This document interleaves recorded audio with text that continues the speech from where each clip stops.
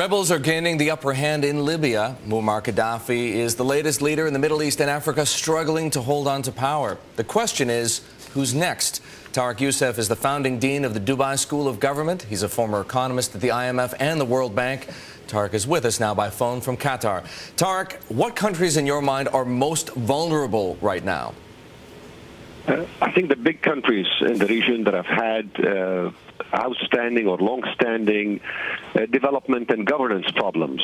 In particular, I would be concerned right now about Algeria, in addition to the issues that we're observing in Yemen. Both countries have had significant political challenges, have had very little economic development, and are already feeling the effects of the revolution that started in Tunisia.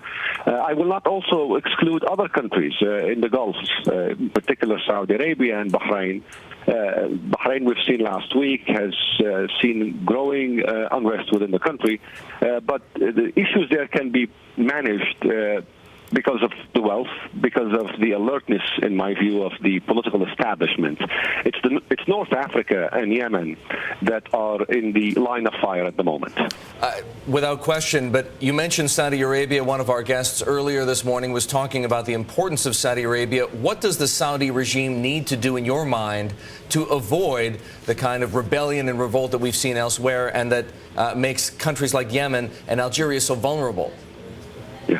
I think the Saudis have a window of opportunity to begin to seriously and credibly tackle the problems of governance, wealth distribution, economic management, political participation, issues that the Saudis, quite frankly, have been extremely reluctant and hesitant in dealing with in the past.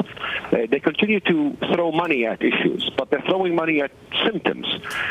Even the wealth that is available is incapable of addressing the fundamental problems of reform, of governance, of allowing a system to remake itself to serve the needs of its people in a sustainable and consistent manner.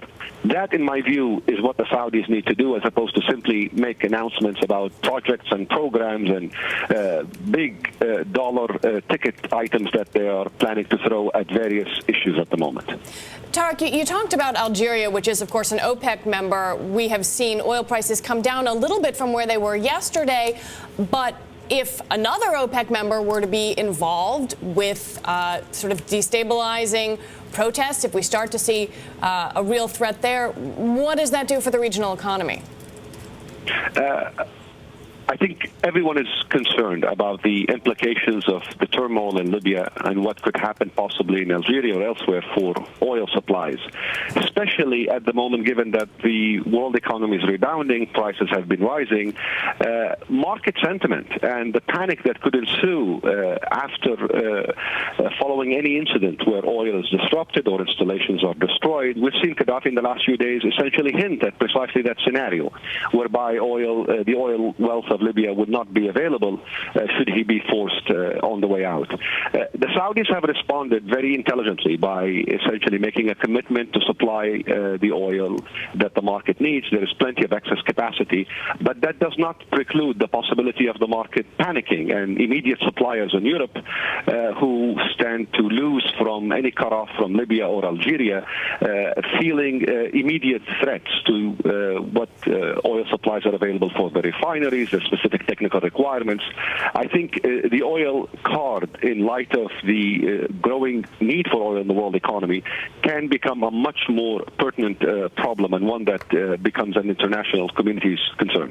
Tarik, thank you so much for joining us here on the Inside Track. Tarik Yousef, he is the founding dean of the Dubai School of Government.